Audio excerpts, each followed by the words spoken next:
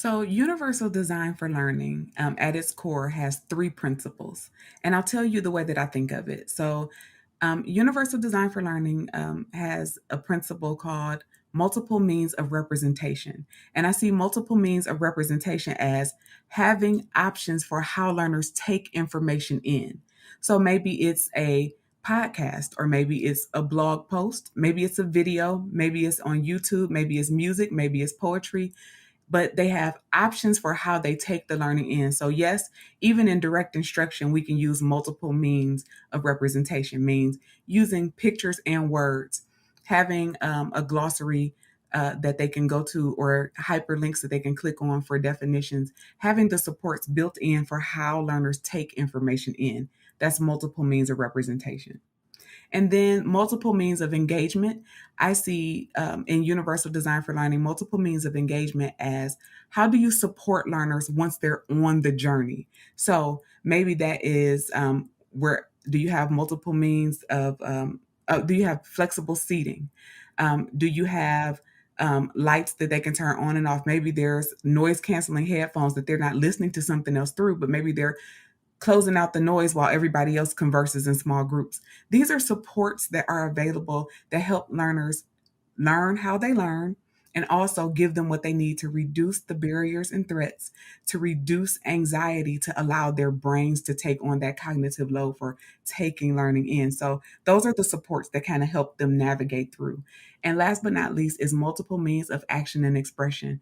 And this is how do I show the world what I know? And then what are the options for that? And many times in a traditional classroom, and I use the word loosely, in a traditional classroom, we show what we know by taking a test, or everyone has to write a paper, or everyone has to do a book report.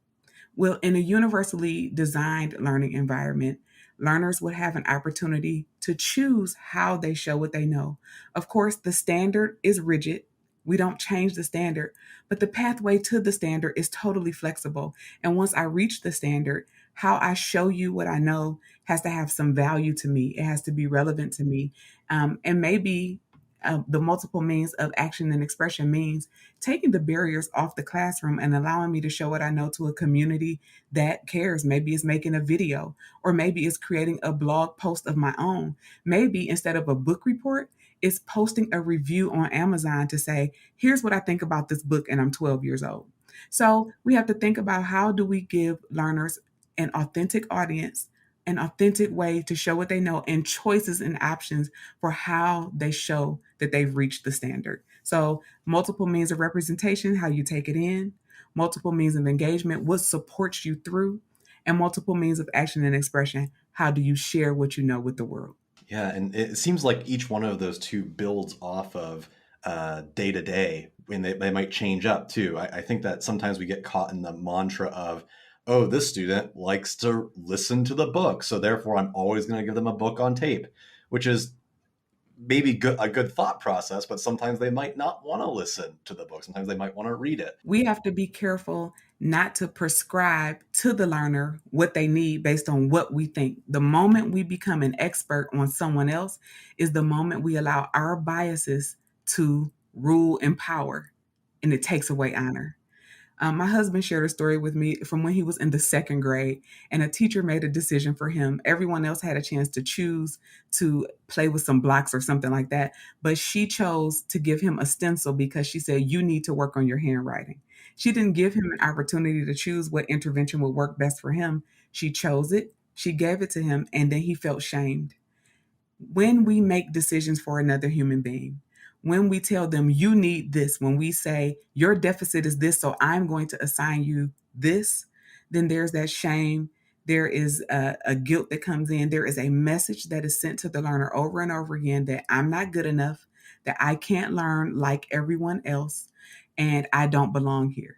And then we perpetuate that with referrals to special education or pulling them out of the setting for an intervention. When if we universally designed, then we send the message to the learner, you belong here. Every single one of us learns differently. And when you find what works best for you, it is also welcome here because you are. You are of value. You bring something to the table. We want you here, and you are the expert on you. After the death of George Floyd, the work took a very different turn.